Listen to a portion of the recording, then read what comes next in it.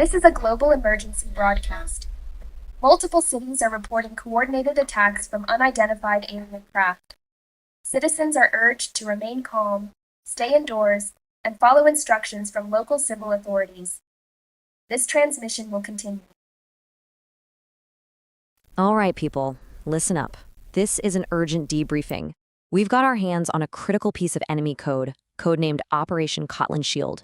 We need to crack this, and fast. Okay, let's get into it. So the situation is not great. The enemy has turned our own Kotlin mobile grid against us.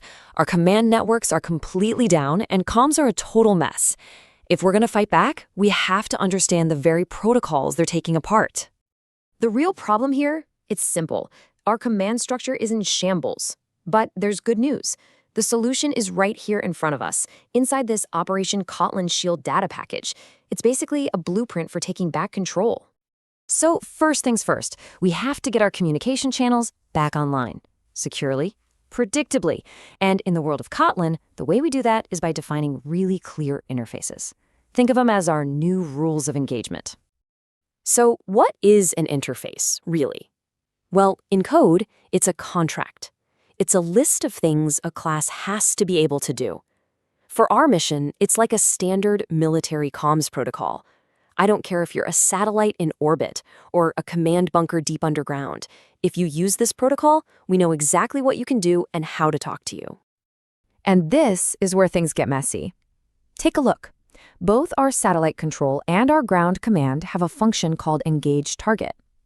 Now imagine an operator getting orders from both at the same time. Which one do they follow? This confusion, this ambiguity, that's the vulnerability the enemy is hitting hard. So how do we fix that? Well, every single one of our operators is going to get a standard issue field manual, a base set of rules, of tools that everyone shares. In our code, this field manual takes the form of something called an abstract class. An abstract class is kind of like a template. You can't just deploy a generic abstract operator into the field, right? But you can use it as the foundation, the starting point for all our specialist units. It gives them all the same core behaviors, like tracking their combat readiness right out of the box. And this is the standard issue gear everyone gets.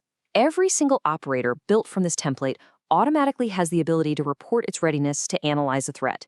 We don't have to code this stuff over and over for every new unit. It's fast, it's standard, and it cuts down on mistakes.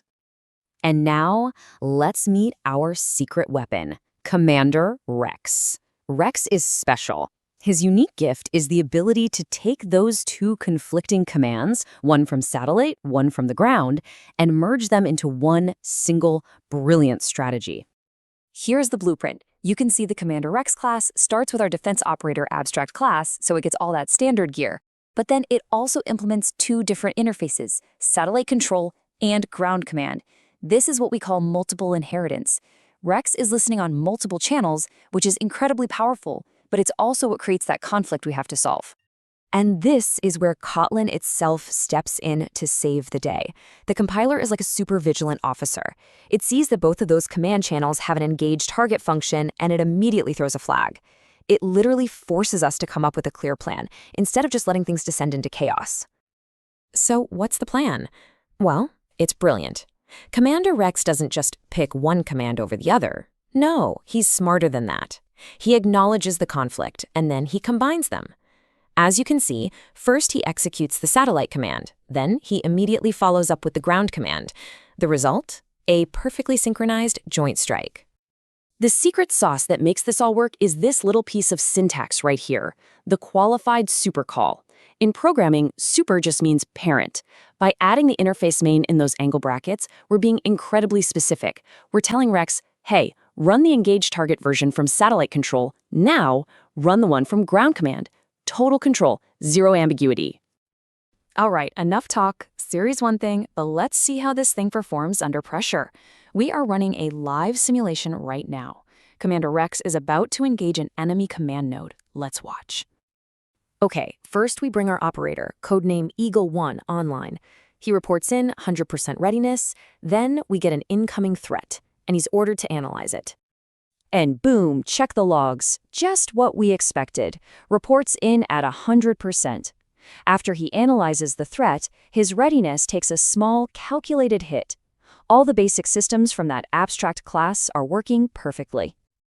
Okay, here we go. The big moment. The command is given, engage the Alpha City 3 command node. This is going to trigger that conflict resolution logic we just talked about. And just look at that. It's a thing of beauty. The log shows the whole story. The conflict is detected, the satellite locks on, the ground batteries coordinate, and the target is neutralized through a joint strike. That's 2 conflicting data streams turned into one decisive action. All right, strike complete. Now, CommanderRex gets the order to regroup and give us a new status report. You know, every fight has its price. And there's the final SIT rep. He's pulling back, preserving his resources, and his readiness is down to 74%. So yeah, he took a hit, but he's still in the fight, and more importantly, that enemy command node is gone. I'd call that a success. Okay, let's debrief. What's the key intel we just pulled from that engagement? What are the core concepts we all need to walk away with? Let's run through the intel real quick.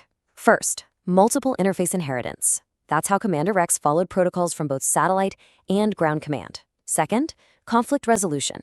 KOTLIN saw the duplicate functions and forced us to make a choice with an override. Third, qualified super calls. That's the super interface name trick we use to be crystal clear about which parent to call. And finally, abstract class reuse. Our defense operator gave us all that shared logic, so we didn't have to reinvent the wheel. And that's really the whole point, isn't it? The enemy uses chaos against us. We fight back with structure. See, good code design, just like good military doctrine, it's all about discipline. It's about building systems that are clear, predictable, and don't break under pressure. So I'm going to leave you with this thought. We just saw CommanderRex handle 2 roles. But what happens when you need a unit that can handle 5 roles? 10? 100? How do these principles, abstraction, explicit overrides, stop the whole system from collapsing into chaos? That's the real challenge. That's how we win this war. Mission complete.